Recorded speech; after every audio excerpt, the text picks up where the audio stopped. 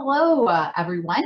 Thank you for attending our Rare X Facebook Live chat. Today we will be discussing vision issues.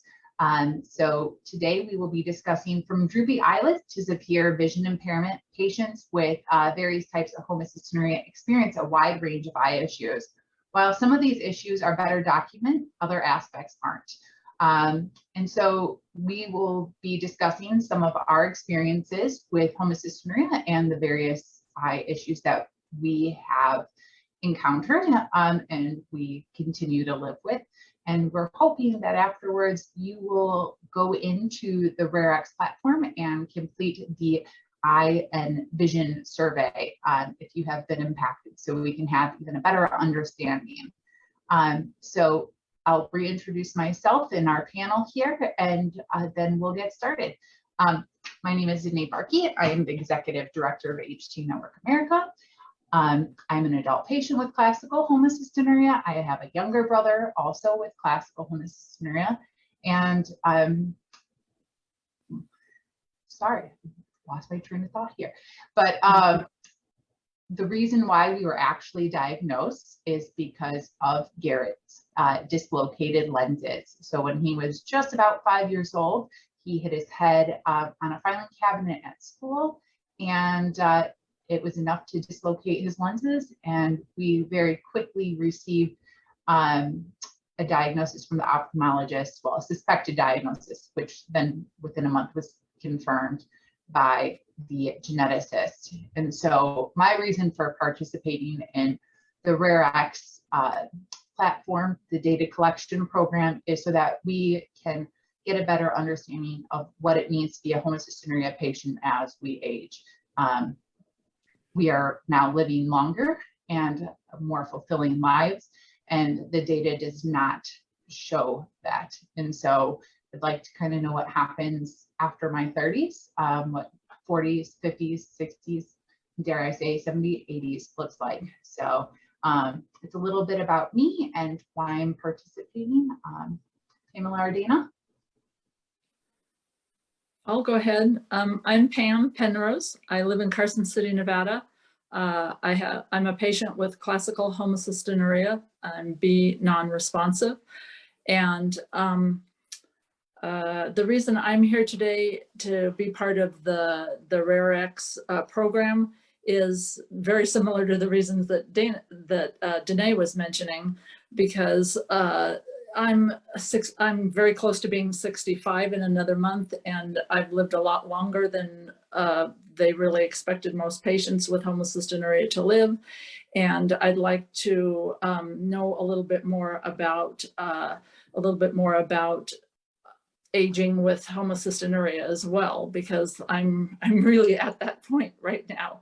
And a lot of times when I visit the doctors, including my ophthalmologists, they don't always have all the answers. And I'm starting to experience a little more problems with my eyes now as I'm getting older. And it's hard to know if it's because of homocystinuria, if it's just part of aging or whatever. So that's really the reason I'm here. And I hope that anyone who's listening who has not had the opportunity to fill out the surveys for the RareX program, I really would encourage you to do that, because I think the more we know and the more we can hear from people about their stories, the more we can help everyone.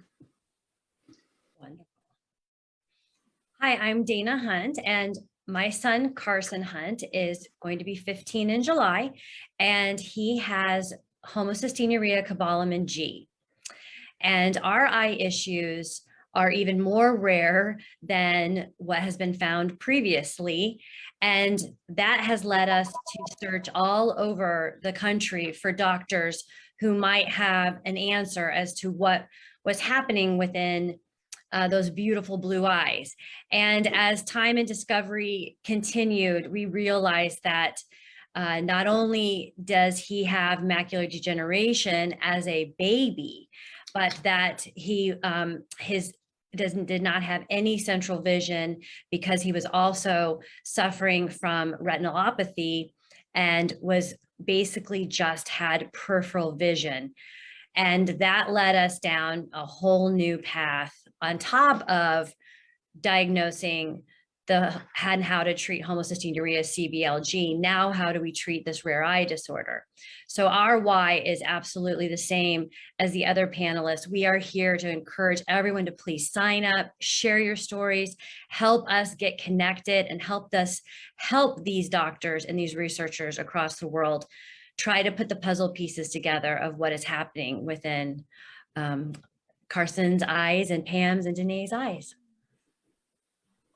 So sounds like we all definitely can at least come together on one thing for homocystinuria. It's definitely the eye issues. And so the vision survey that's within RareX, it has a few categories, but it also has another one. And so we'll be kind of talking today about the various things we have experienced. So some of the things that are in the survey they speak about is eye movement, visual impairment, eye size, unusual iris, notched pupils, lens issues, droopy eyelids, retina issues, optic nerve issues, and farsightedness and nearsightedness, and then the other category. And I have to say, it was kind of interesting when I was going through this list, because as homocystinuria patients, I think we hear so much about dislocated lenses. We don't hear a lot about the other things. And so to me, I just kind of, I never even considered that a droopy eyelid could be part of homocystinuria. So I think the one that, well, I think we should start with the one that's probably the most documented, and then we can kind of work from there, if that's all right. But I know, so most classical homocystinuria patients, I think they said it's like 85% of classical homocystinuria patients, I think it's by like 15, don't quote me on that, anyone. But there's a statistic out there that classical HCU patients, it's the majority of them will have dislocated lenses by the time they enter into adulthood, essentially. And so if they had not been diagnosed or treated. So most of us will experience this. I'll start with my experience with this. And so like I had said earlier, my brother, when he was about 5, his lenses had dislocated. And although we had other warning signs for homocystinuria, that was, you know, this big red flag that went off. When we went to the ophthalmologist, we were very lucky because they're like, this is unusual. This is not something that should happen. Prior to that, Garrett had not had glasses. He, you know, we didn't know anything was wrong with his vision. And I had never had glasses. So nothing was on a radar of this sort. But so for us, the lens dislocation was our big red flag. Then eventually, after our diagnosis, I did get into an eye doctor, got my first lovely pair of very colorful glasses. They're like exploded birthday cake. They were like every color possible. And you know, you just have to go with the loudest things possible going into adolescence. Not the best idea now in retrospect, but then as we struggled with the diagnosis and adapting to it, I was 10 at the time, I did experience the dislocated lenses, which eventually resulted in eye surgery in my early mid-20s. I can't remember exactly how old I was, but it's been over a decade now. So I have to say the dislocated lenses towards the end, before my eye surgery, the vision just got progressively worse and worse and worse. And it was to the point where they were shifting so much that glasses and contacts, you couldn't keep up with the prescriptions and the insurance costs associated with it. So it made my quality of life pretty miserable, just because your vision is such a huge part of who you are and your independence, especially as a college student. And to be able to lose that independence was terrifying.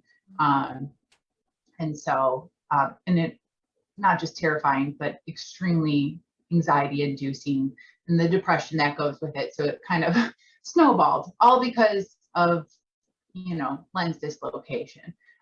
So one of the many things we get to deal with. Pam, do you want to share a little bit about your story? I feel like there's a long way to go there. Sure. The first thing, I think having something wrong with my eyesight was the first thing that my parents noticed, and that was probably when I was about 2 years old. They noticed that I was having trouble seeing a lot of things that normal children my age would have ordinarily been able to see very easily, and I was holding things very close. And so they took me to originally an optometrist, and the optometrist took a look at my eyes, and they suspected that I had dislocated lenses. And they decided that I probably should be seen by an ophthalmologist and be looked at a little further. And when my parents made an appointment with the ophthalmologist for me, they did indeed confirm that I had dislocated lenses. And at that time, Homocystinuria really wasn't on the radar, on anybody's radar at that point. So they thought I had Marfan syndrome.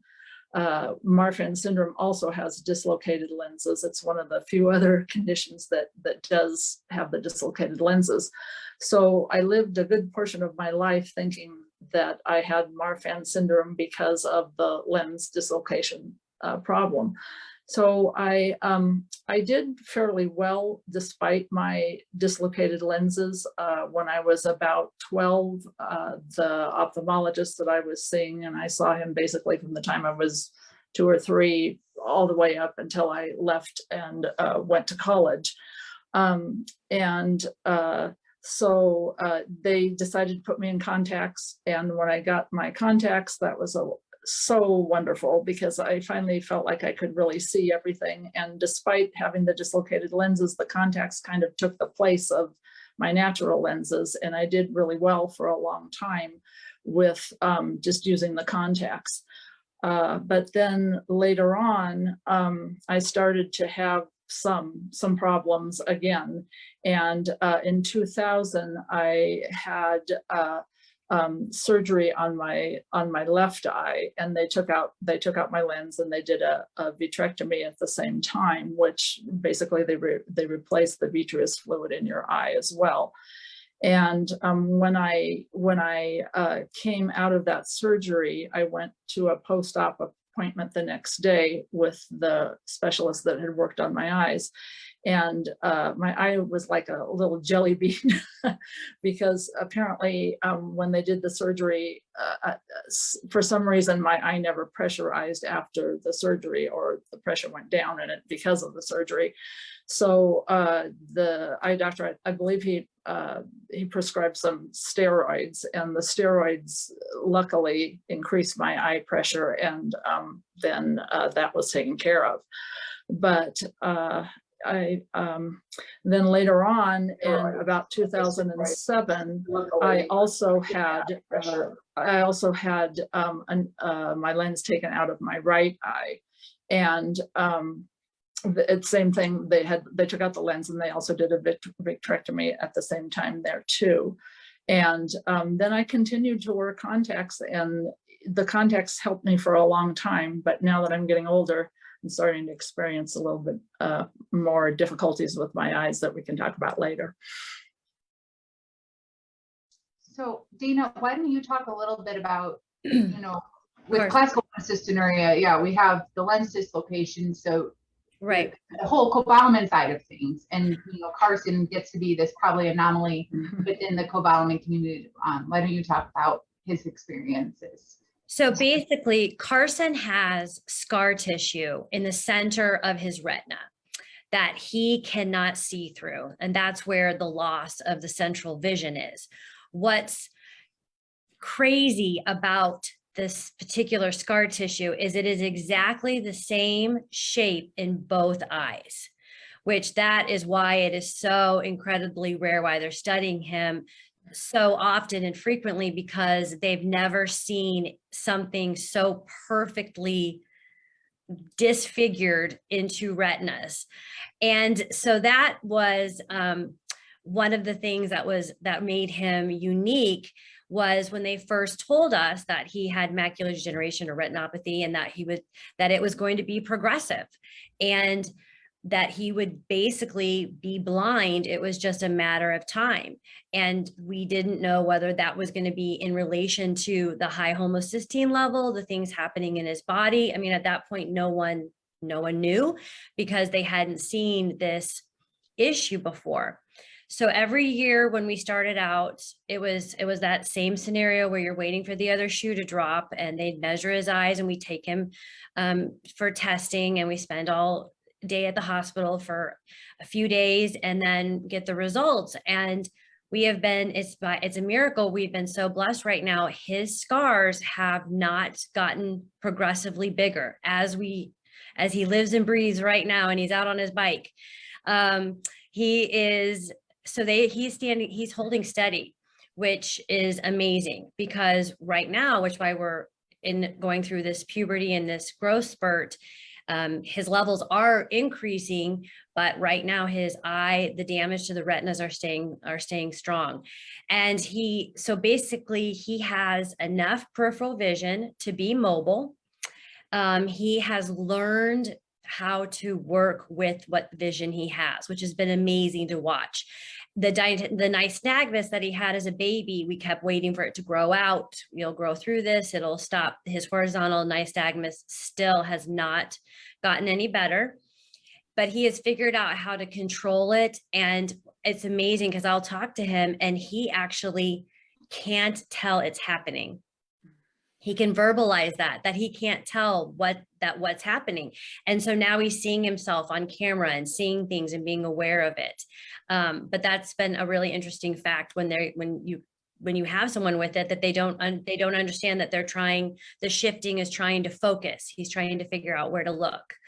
But he has been so successful with not being depressed or down about the vision the loss that he has, and the fact that one eye isn't good. I mean, I can't tell you how many times they said to my son, oh, if you only had one good eye, you'd be able to drive, and you'd be able to do this, and you'd be able to do that. But he doesn't. He has the exact same thing, but it makes him unique. And the Dr. Stone at the University of Iowa is bound and determined. He's got a whole research department, and Carson's pictures are all up over there. And so those researchers can put a name to the face as they're working on these clinical trials.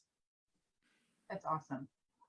Well, not awesome, but I'm right. Someone taking an interest in is, trying to figure this out. Yes. It was interesting because here, so the one thing I have to say is, as we've been discussing these things and I'm going through the Rare Act stuff, like I hear terms and I'm like, Google, okay, what does this mean? That's why I was like, oh gosh, the term for droopy eyes, ptosis, I'm sure I'm not even pronouncing it right, but you said this nystagmus.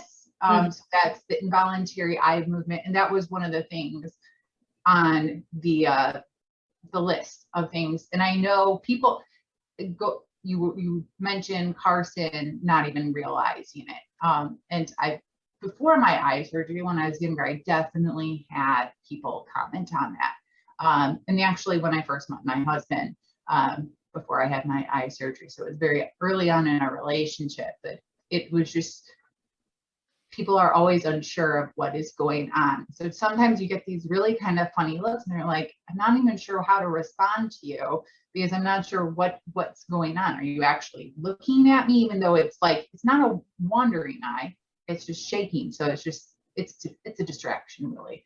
And I think once people know you, then it's like one of those background things. But it's one thing that, just for anyone who does, if their child does have nystagmus, I think the biggest struggle was school pictures, because they wanted him to look straight at the camera, and he has to turn his chin to be able to look where he needs to look. And it's very distinct. You'll see him, besides things that being close, he doesn't, and he needs contrast. It's much better if things are in contrast. Doesn't necessarily mean bigger. Closer is really where his issue lies, but it's where if you notice in Carson, so pictures And believe it or not, since he doesn't have that center, when you take a picture of him, he has red eyes. When you take the picture, that is that red eye, because there's nothing there. And that was one of the first things that the doctors noticed, was that in these pictures that he was missing, that was 2 perfectly red circles that kept coming up. And that was one of the things that triggered them to look at that. Like you said, Danae, I was like, what? I just have to put a little, fix that. And they're like, something's not right there, because you could see right through them. Yeah, I can actually kind of relate to a lot of what you're saying about that too, because I've always been actually very self-conscious about having my picture taken, because my eyes tend to wander and go in all different directions, and it's hard, you know. And when I was younger, a lot of people didn't really understand what the problems were, and they kind of made fun of me. It wasn't fun. And but I don't think I've ever actually heard that term, nystagmus, or whatever it's called.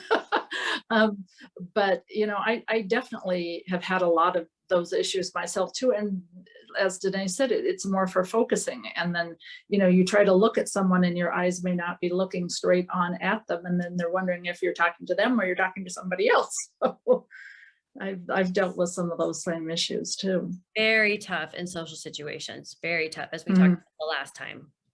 Yes, it's. And then you add the droopy eye as our eye.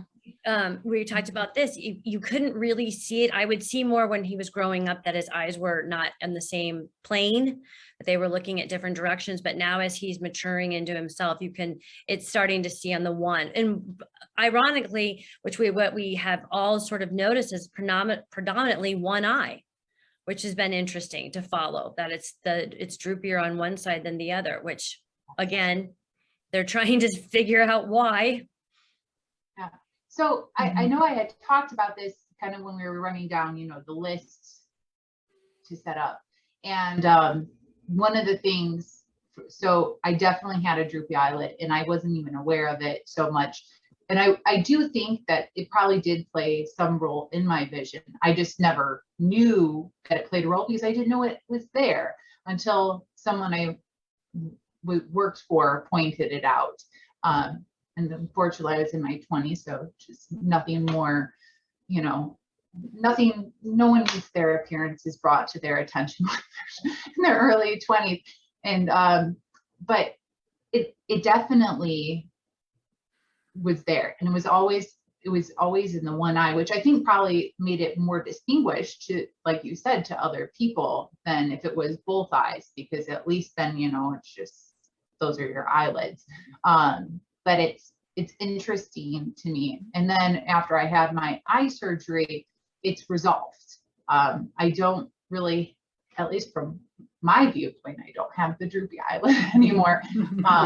It's interesting to me that, so I wonder if the droopy eyelid is caused, like, is it because of the shape of the eye? But I have no clue what the shape of my eye really looked like beforehand, unless if I go into my medical records, and who knows if they would actually say anything, because all they were so focused on was the lenses in the eye.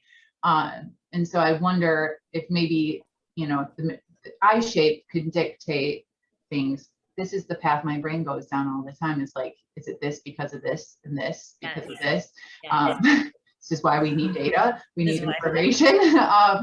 And so, Pam, were you going to say something? I think I might have cut you off. No, it's fine. But I can't really recall having real droopy eyelids as a child or in my adolescence or anything. But now that I'm older, my eyes are definitely, you know, starting to droop a little bit. And I know when I go to see the ophthalmologist and they want to do a pressure check, and when they're doing the type of pressure check that they do with the machine, you know, they go to put the little weight or whatever it is on my eye, and you know, a lot of times the ophthalmologist has to take his fingers and open up my eyelids so they can get that little machine right where they need to have it. So I don't know, it really doesn't bother me that much, because, you know, I mean, at my age, people are gonna start aging and having a few things like that, and it hasn't interfered with my eyesight too much, so that's a good thing. That is a good thing. you mentioned eye pressure, and I know I haven't experienced anything with eye pressure, but I know of another patient who's a few years older than me. And, you know, it's interesting because I think as we all talk to other patients and kind of compare our experiences, we definitely learn about each other. And one of the things that she was really struggling with is with her eye pressure. And because the eye pressure was so high, they couldn't attempt to go in and work on her vision and improve it because, you know, there's so much risk associated with it. And so it's just, it's interesting to me. I was looking at some of the feedback people had on Facebook, and someone was commenting on how light sensitive they are. And I don't know if Carson has experienced this, but I know for myself, especially when my lenses were dislocating a lot. And of course, right after the eye surgery too, because your eyes have to like readjust to the whole entire world, dark or light. It was really hard to, and I think part of this is because of the lens and how it's situated. It can't focus well in general, but when it's dislocated, from my understanding, and I could be off again, I'm not a scientist, but it's hard for the light to filter in correctly. So you hit the lens, the light hits the lens in places it typically wouldn't, or at least in a symmetrical fashion. So it makes things much brighter and harder to focus because your lens isn't where it's supposed to be to help you focus. But I know it definitely was an issue for me. And it was interesting because that same issue would happen at night just because the light, again, it's not even. So at night, when my vision was deteriorating, the lights, it was really hard to focus at night. I don't know if it was really like night blindness, but that's really what it felt like, because if you get into a really well lit area, there's just like pouring from every which direction, so it's hard to focus. I don't know if you guys had any light sensitivity issues. I know that's not on the list, but I think a lot of us have experienced it. I have had some issues with that too. And I know Danae and I have talked about this before, but when I first got my license, I drove during the day just fine, but I actually never, ever drove at night because I had a lot of trouble with the lights from cars coming just at me. And it interfered with my ability to see so bad that I was always very skeptical about wanting to drive at night because I was always afraid there was going to be a big problem. So I never really was able to drive at night. And but basically the same thing that Danae is saying, you know, just any bright lights really were interfering with my ability to see clearly and focus on things. I think as far as Carson goes with the light sensitivity, it's definitely, it takes a time for all of him to adjust. It takes a lot longer for him to adjust. And he can't see anything in 3D, which I thought was interesting. I thought maybe bringing I can't either. I can't either. So I always like, what, I don't even know, like. Yes. And so we thought, you know, bringing things closer. He also, you know, when we first happened, I was like, okay, well, we'll just get, you know, LASIK and this will be fine. No big deal. Like, let's just fix this. That's what we do. Well, then how come he can't wear glasses? Socially, he gets, why can't you wear glasses? Why can't you fix that problem? Especially when he's trying to see the board in school or having to use an iPad to bring things up. And that's a lot of light sensitivity too, because you know those fluorescent lights in school are overhead. And that also creates fatigue in the eyes, as you guys know, when you're having all these eye issues, when it's fatigue, which leads to more nystagmus. And then I just find it, as you guys you experience, but I'm watching Carson experience the snowball of reactions that happens within your eyesight. That is also on top of everything else that's happening in your body.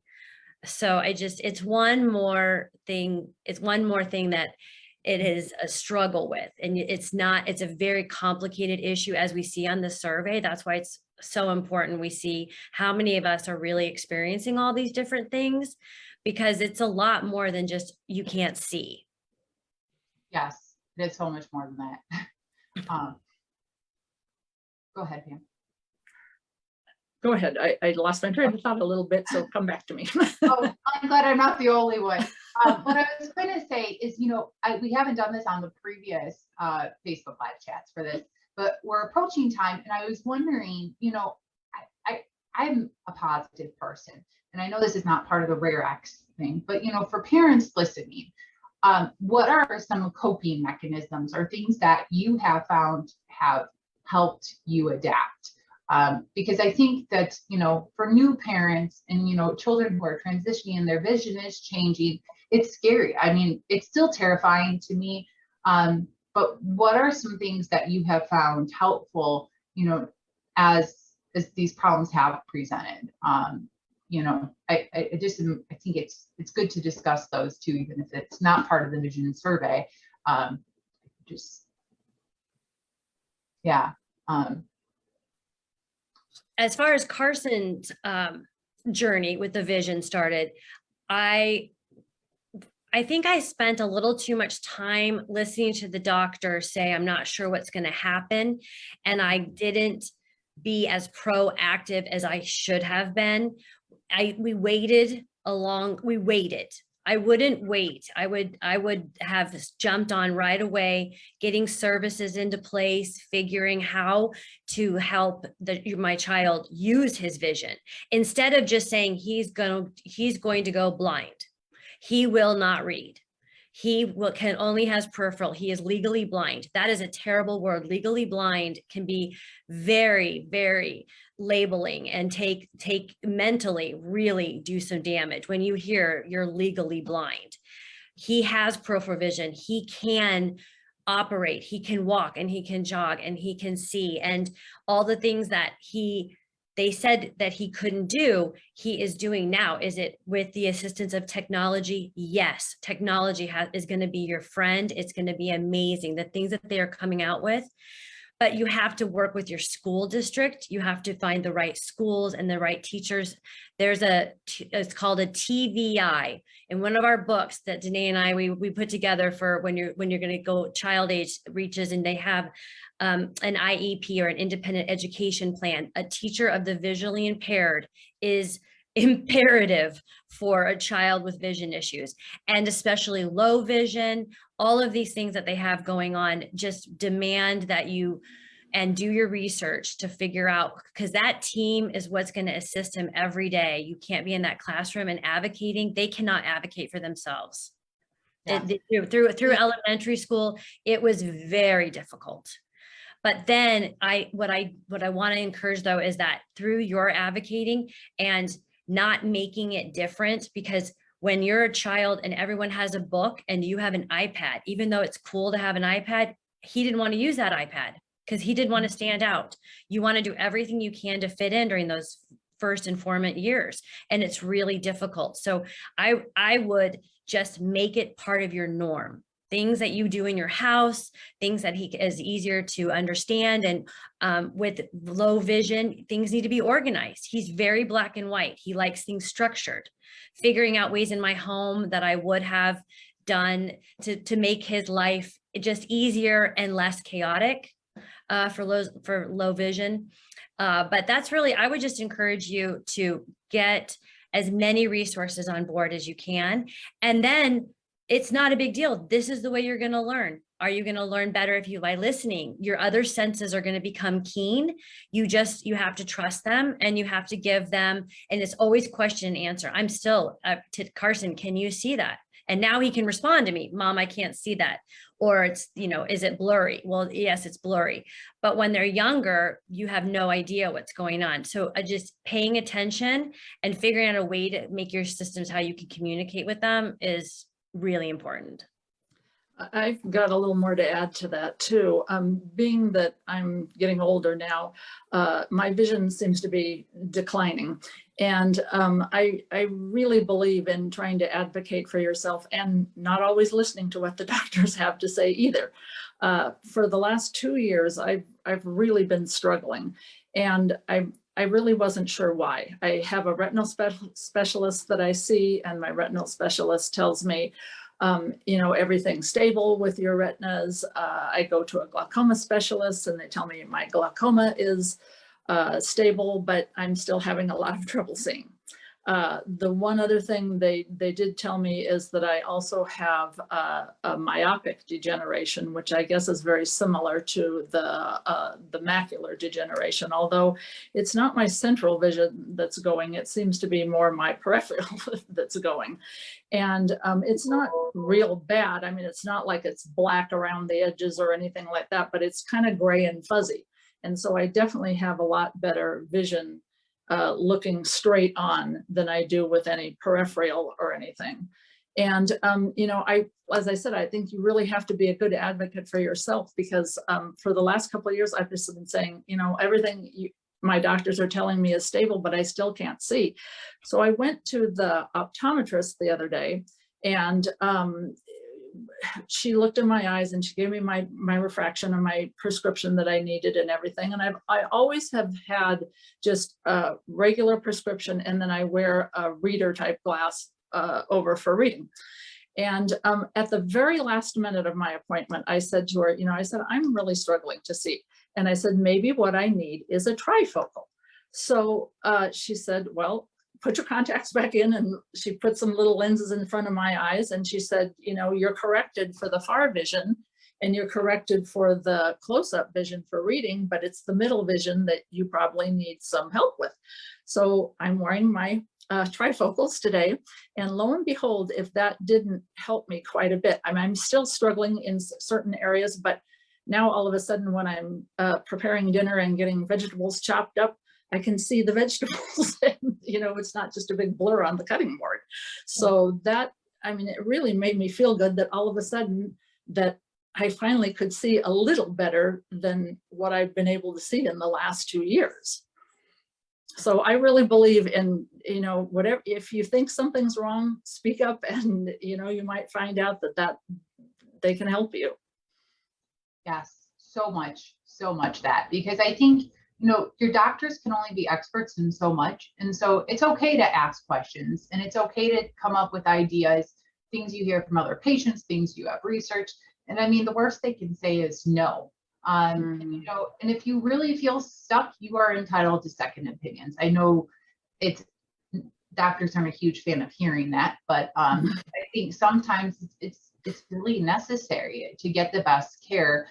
Especially when it comes to vision, because our eyes are so complicated. We are not the typical person who's going to walk in to like a Walmart eye care center and be able to just grab a pair of glasses. That's never going to be a homocystinuria patient, unfortunately.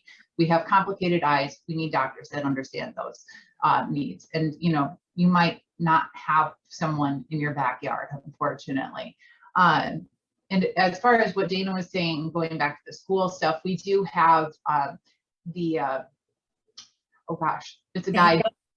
They asked the parent handbook for school on our website. And I encourage all parents, you know, take advantage of services that your schools have and really use them to your child's advantage.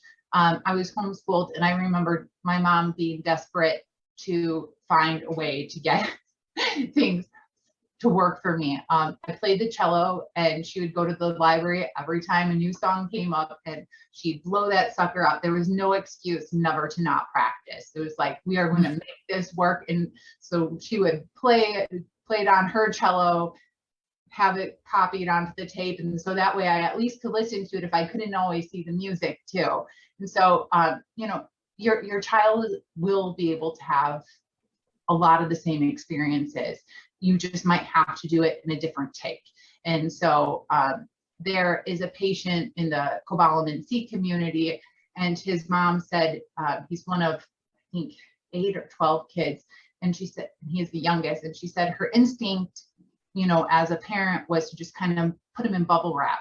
But it was made very clear early on that he wasn't going to allow that. And so she just had to learn to let go and let him experience life, including skateboarding, which I can't imagine. I'm terrible at skateboarding, and that's even with 20/20 vision now.